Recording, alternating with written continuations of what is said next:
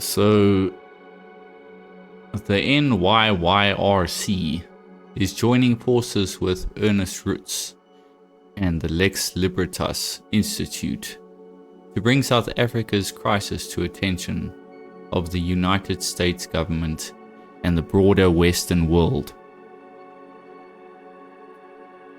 So this was an organization which I was aware of, Lex Libertas, which was headed up by Ernst Roets. He's quite a prominent public figure here in South Africa. I'm pretty sure some Americans would probably know him as well. He's been around and he's done a whole bunch of podcasts. He's gone to the States a number of times and he's been on quite a few prominent podcasts. I wasn't aware of New York Young Republicans Club before until literally today, when I heard the news dropping about what was happening. This sort of just hit my feed first thing this morning, and I was quite surprised as to the whole joint venture. I wasn't aware of anything about it at all. So Lex Libertas, headed up by Ernst Roets. You guys would probably recognize his face. He was part of the Afriforum delegation that went through to America. I can't recall exactly when, but it was around the time when President Trump proposed the refugee program opening up to South Africa, and obviously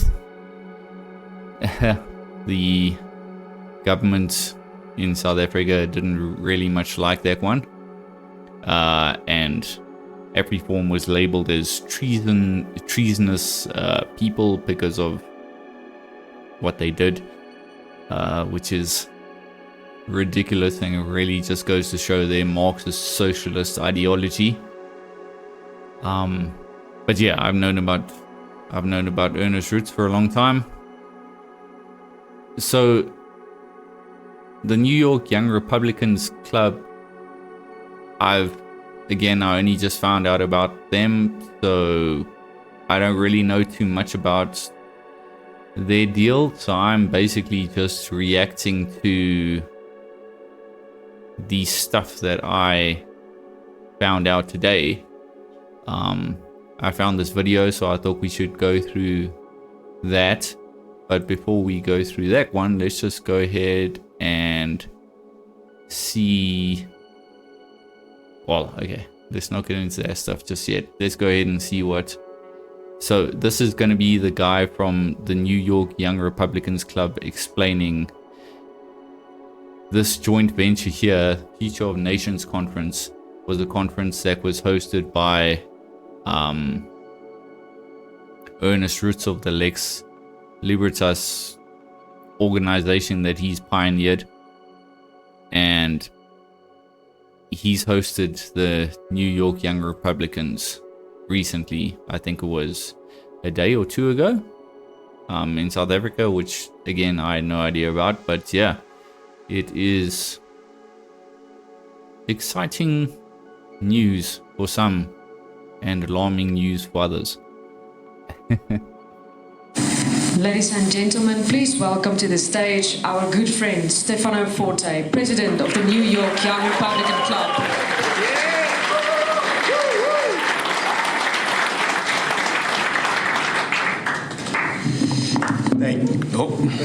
Thank you very much. We're the loud Americans you've been hearing about.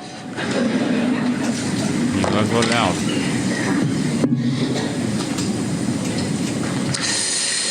Ladies and gentlemen, I'm honored to be with you today in Pretoria at the first Future of Nations conference hosted here by Lex Libertas. Let's go.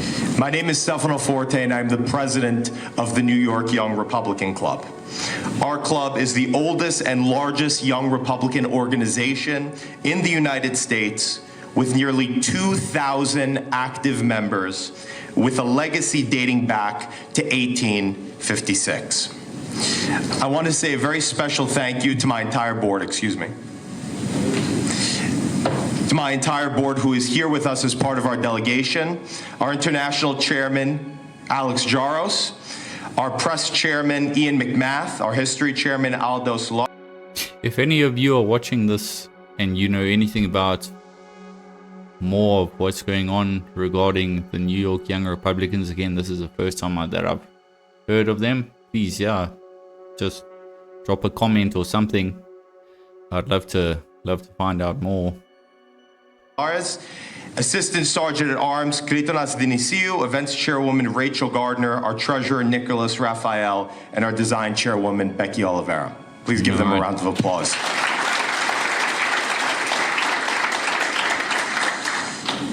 Two months ago, our club was honored to host the Good Doctor, our nickname for him, Dr. Roets, Executive Director of Lex Libertas, and Jus Stratum, Executive Head of the Orania Movement, as our Toastmasters at our 113th Annual Gala.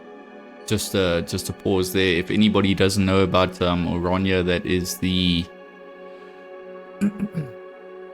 what people have described in South Africa and on mainstream media as, you know, the super racist white-only town in South Africa, which is,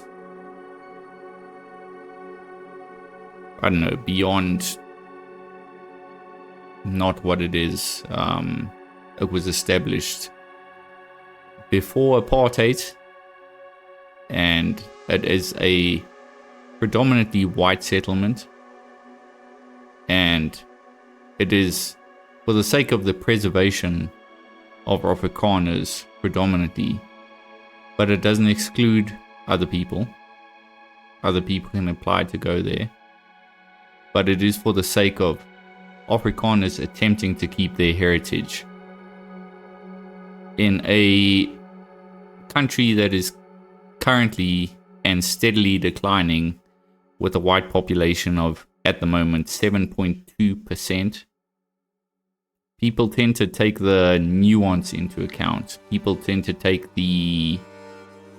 all the other factors into account, but mainstream media, mainstream news, liberal agendas, socialist ideology, all of these things factor in, and they create this perception that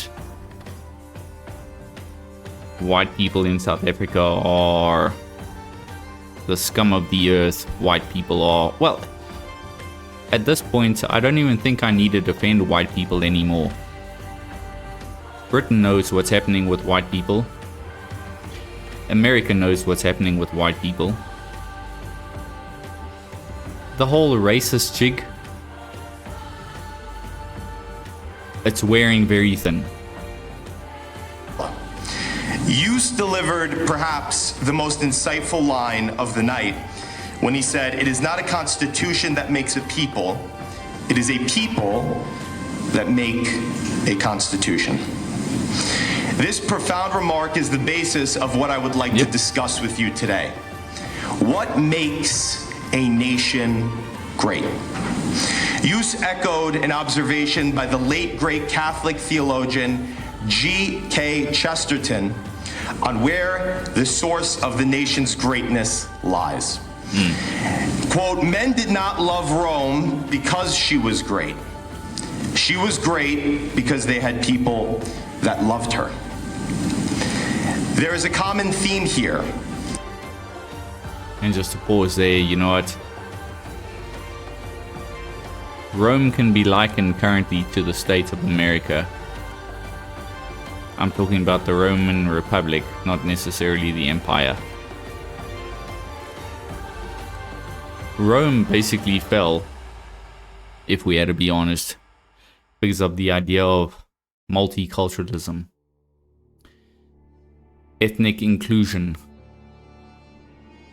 religious inclusion, and this fixation on decadence, which is pretty prevalent and has been prevalent for a lot of time and for a long time within the West. And people are starting to realize, I mean, hell, a lot of people are starting to realize that, you know, decadence has been definitely the downfall of the West.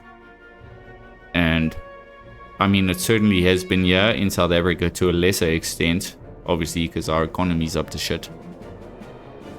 But those three factors, they are generally civilizational destroyers. And as men today look to Rome for guidance on the present, I look to the Afrikaner experience for guidance on our future. I mean our future, as the Afrikaners are on the front lines of the existential threat the West is facing.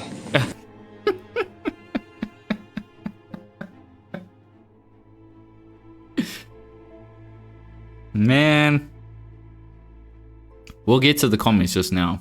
We'll get to the comments about what people are saying about this, but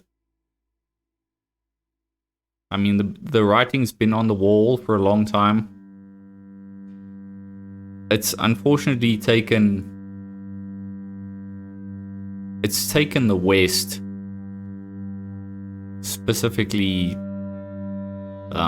let's say London, the UK, Britain, Europe, and America, to kind of experience what we've been experiencing in South Africa for 30 plus years, but it's taken, and I understand it, it's a world away from you guys, it's a world away from, you know, Western civilization and all that kind of stuff. You don't need to,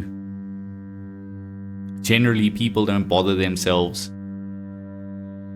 with the plight of other people that's happening half a world away until it starts affecting you. And I understand that, and I get it, and there's no hard feelings or whatever. It's just that's the way it is. But we are civilizationally at this point where all these intersections are being met, and now Europe and America are starting to see maybe multiculturalism is not such a great thing. The Afrikaners are a prime example of what I call a covenantal people. A people formed not haphazardly by the circumstances of history, but forged in covenant with God. Your ancestors embarked on a harsh and dangerous journey to the African interior, the Great Trek. And their future was threatened by the Zulus at Blood River. People are going to continually bring up this whole issue of, you know, who was here first, who was here, you know, who has the right to the land and stuff like that. You know, people always tend to forget that technically, you know, the Khoisan people were here first.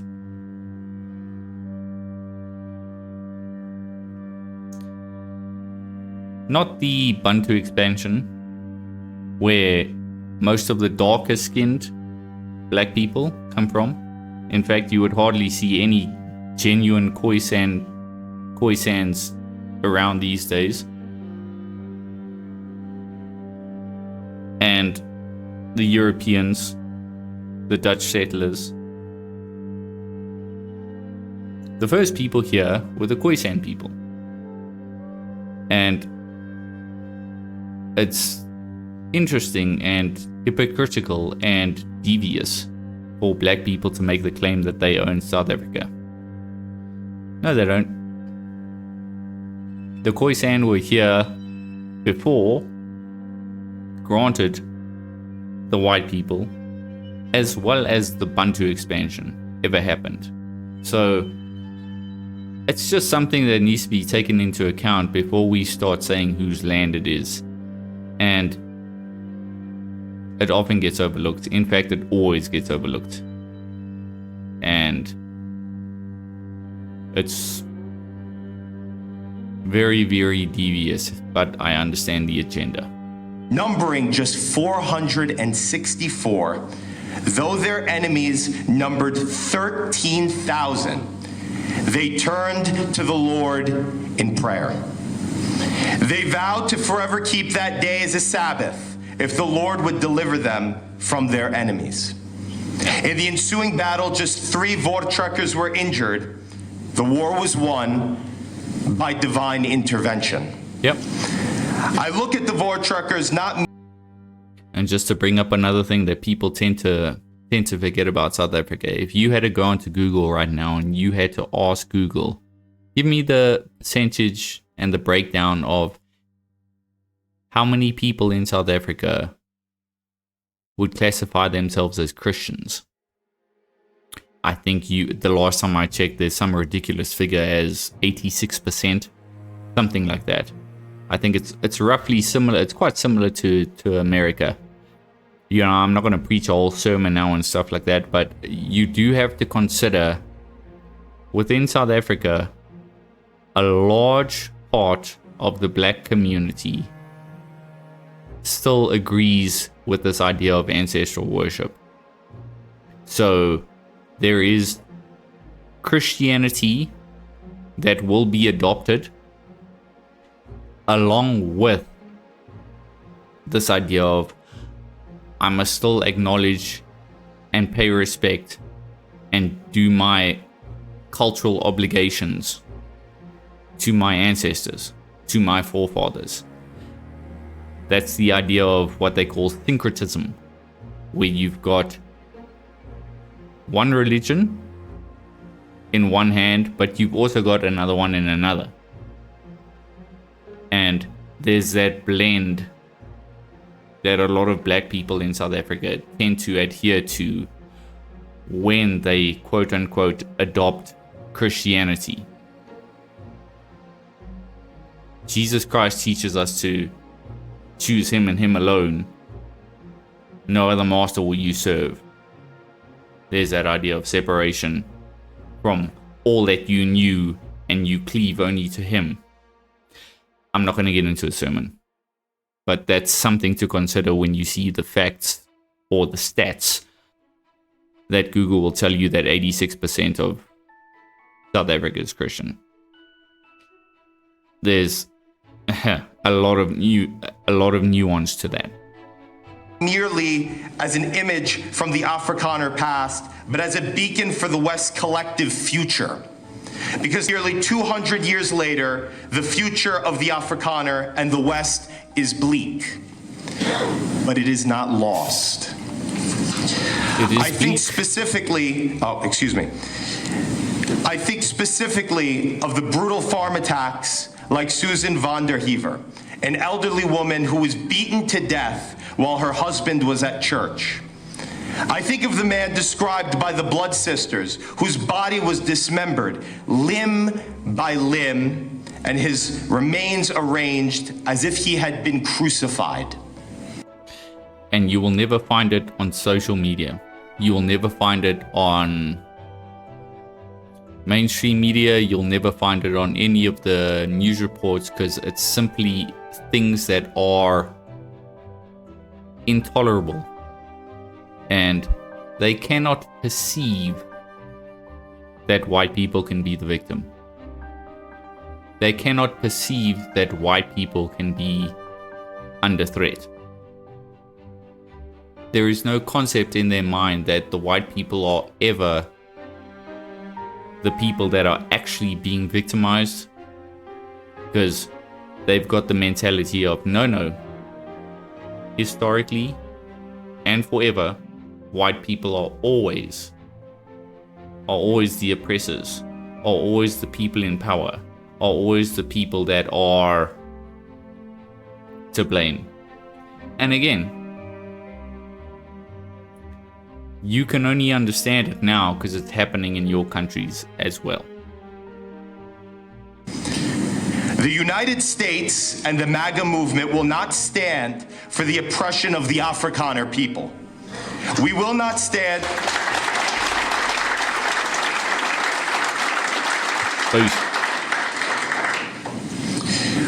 We will not stand idly by as the Boer is killed. We will not tolerate calls for your genocide. Afrikaners and Americans. Man, okay, just calling it out how it is. Yeah. And people are so terribly petrified of that word. The mentality of, you know, let's just call a spade for a second. Again, you guys are understanding what's going on in America, and you guys are understanding what's going on in the UK and Europe and all of that kind of stuff. There's a violence that generally the West, we don't generally do that to each other. So there's this idea that, sure, I'm killing 2 or 3 of you people, but it's okay because I kill 5 of my people as well. So because I kill more people of my own than I do of yours, it can't be a genocide. It's not possible.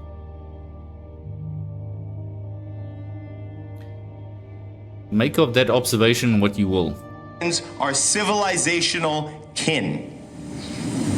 What? And that is why I am calling on our great president, Donald, your genocide. Afrikaners and Americans are civilizational kin. And that is why I am calling on our great president, Donald J. Trump, to appoint a special envoy to the Afrikaners to show the world the truth of what is going on in South Africa. Man.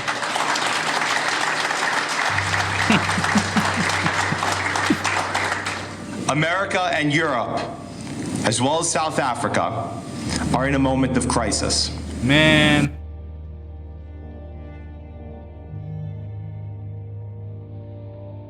Yeah.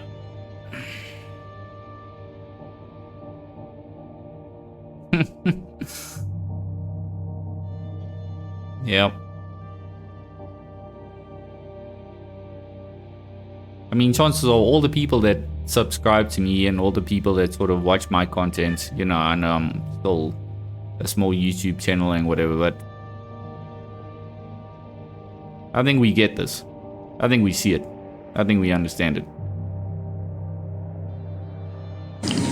Years of viciously anti-white politics, open borders, stagnant economic growth, and cultural erosion have created a perfect storm that threatens to bury our countries with the great civilizations of yesteryear in the ash heap of history.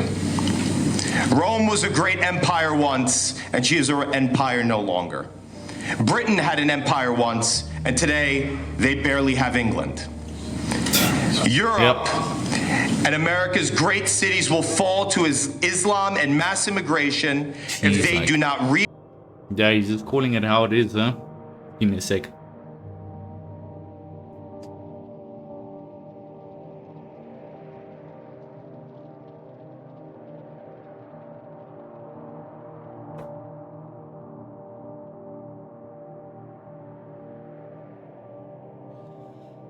Calling it how it is.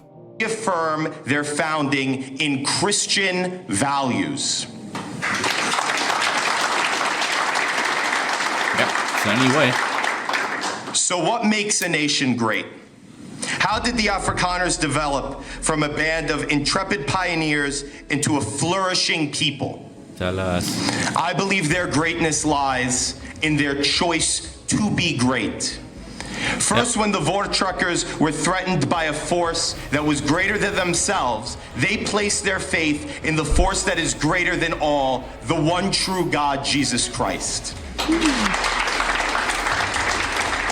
Yep. As Psalm 136 says, in our humiliation, the Lord remembered us, for his mercy endureth forever, and he redeemed us from our enemies. In their moment of crisis, the Afrikaners made a vow, and in doing so, they made a choice to submit to God on bended knee and accept his justice together with his mercy. As a collective today, the West has been humiliated, and yet the Lord will remember us if we remember the Lord. And now this is why just want to bring attention to medieval Christianity for a second. It's got nothing to do with sermons. It's got nothing to do with any of that kind of stuff, which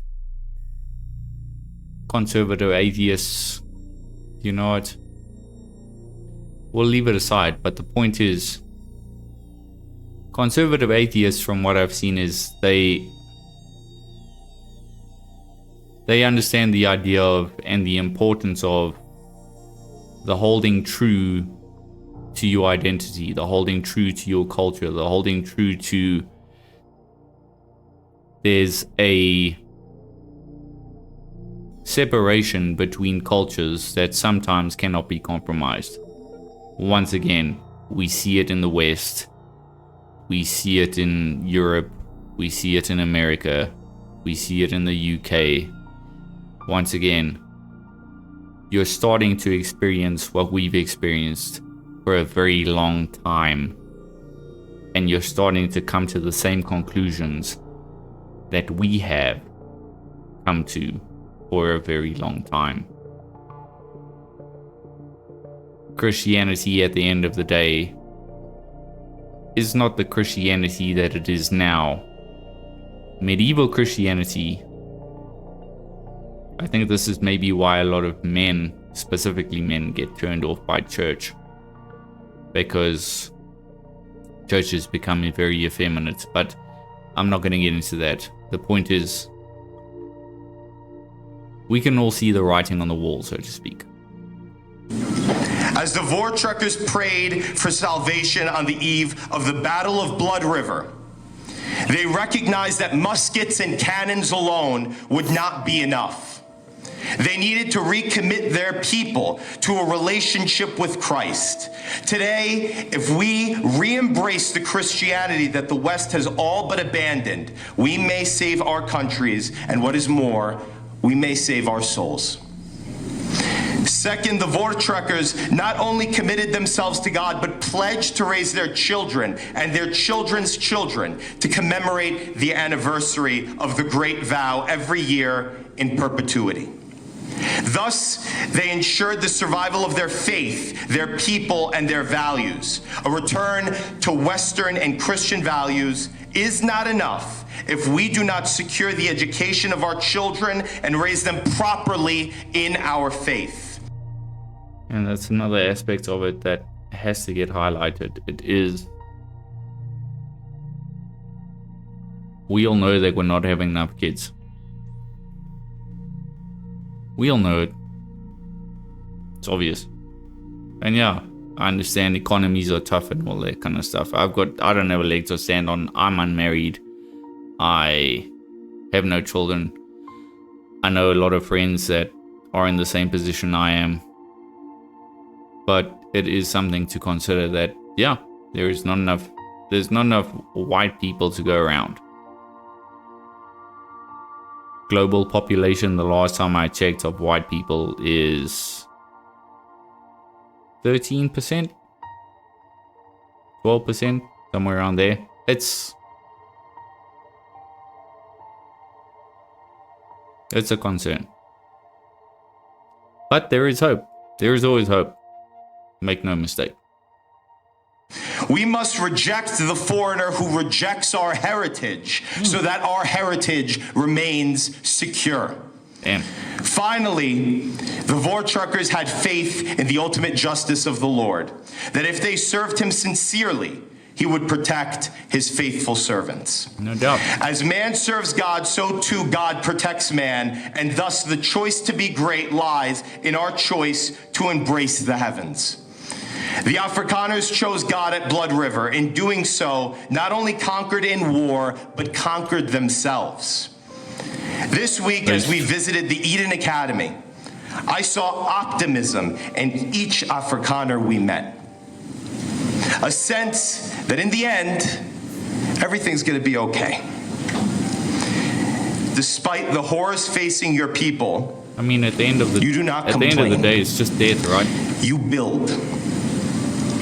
The great Archbishop Fulton Sheen, who is now being beatified in the Catholic Church, said, "Our nation is too full of those that are crying down. Can you build anything down? You cannot. No. Let's begin now to use the word up. Up from all of this filth. Up from this violence. Up. You know, if and of course this is going to be contentious, but you know, let's stop beating around the bush for a second. And if you had to look at Africa, if you had to look at the majority of, let's say, the Middle East, you know, they rely on import. There is no idea of, they can't produce, they can't invent, they can't create. It's got nothing to do with, you know, white people are better or anything like that. It's got nothing to do with that. It has got everything to do with the idea of Christ teaches us to be humble and teachable, and in doing so, there is creation and ingenuity that comes out of humility. I'll leave it at that. Up to the battlements of eternity, up to God. Americans were builders once.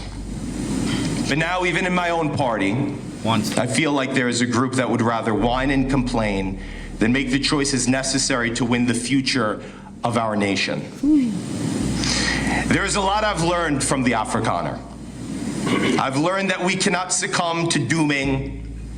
We cannot black pill. No. We must not complain. We must build. Those who would destroy civilizations. I think it's also just there's a difference between calling a spade and complaining.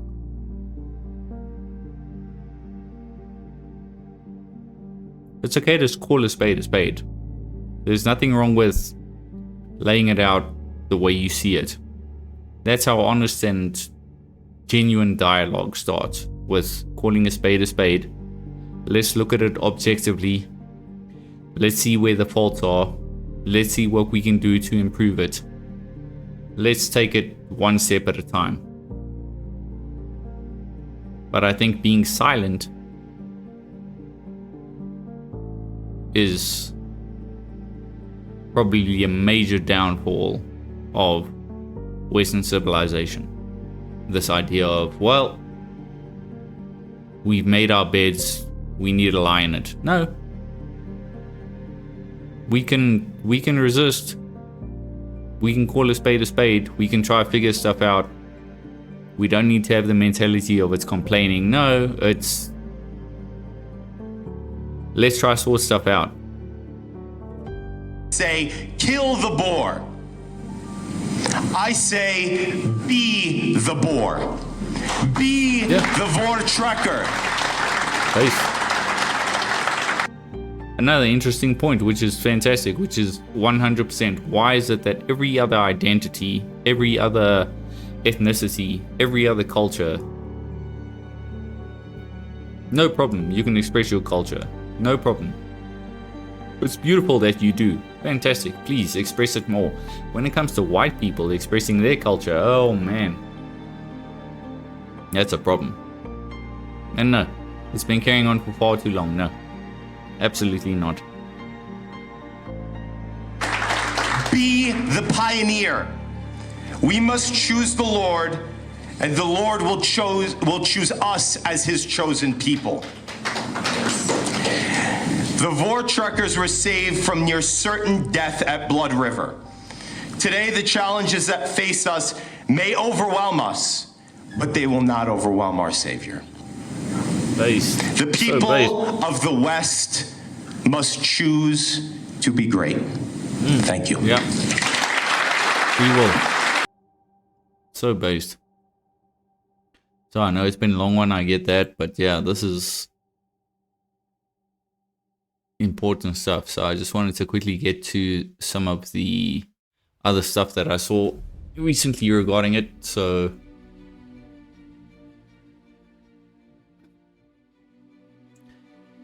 this is just regarding some of the X stuff, the responses to this whole this conference that just happened.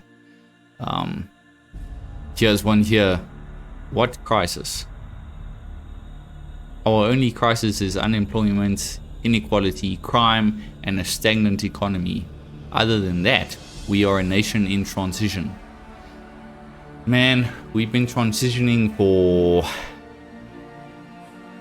over 30 years. Still haven't quite reached that point yet, have we? Even democracies with over 100 years still face challenges. We will solve our problems. Keep the offer, we are fine. You know what? That is called deception and brainwashing. Oh, here's another one.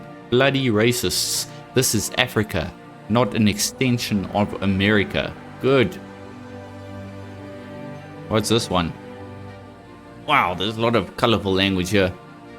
We don't give a thank you about your thank you organization. Thank you, you bloody agents.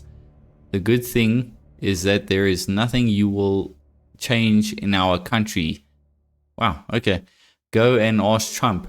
These stupid Afrikaners, that's a great one, hey? Fantastic. But yeah, no, there's no idea of them being racist. No, absolutely not. This Prime Minister of RSA, it's probably not a Prime Minister. Liar. Where are we? These stupid Afrikaners thought he will change our policies, but he cannot. F off, little racists. Amazing. These are the kind of things we have to deal with, and in fact, you guys know it. You guys know it full well now as well. These are the things you experience too. I'm guessing we will never find out the names of those schools that are kicking kids out. Okay, I don't know that. Sorry, I don't know Afrikaans too well, to be honest, but yeah, I understand that one. Obviously, I think a lot of people do. What's that? But these are the kind of things that you're going to get met with whenever you oppose the institutions that have been oppressing you. Ooh, imagine that. White people getting oppressed by institutions. Amazing. And yeah, that's basically what I wanted to cover. So that happened this week. I also understand that the refugee program has now gone up to, is it 4,500, I think, a month, and people are so 4,500 refugees per month from South Africa are being, allowed into America, and people are losing their minds. And it's obviously not just white people. Just to clarify before people get their panties in a twist. Ethnic minorities. Ethnic minorities. It includes coloreds. I suppose you can Google what coloreds are. It's, geez, like I'm gonna sound freaking racist here. Ridiculous. I don't know why I need to self-censor myself, but yeah, it's people who are sort of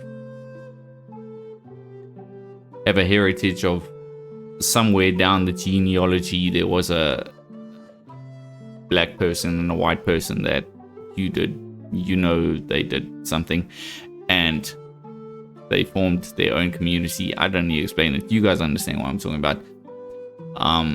It's them and the Indians as well. We've got a large Indian population here as well. It's ethnic minorities. It's not just white people, and people tend to continually forget that. It's an important point that people need to understand. It's not racist. Not racist. If anything, These here. These are the racists. Anyway, folks. That's what I've got for you. We'll check you on the next one.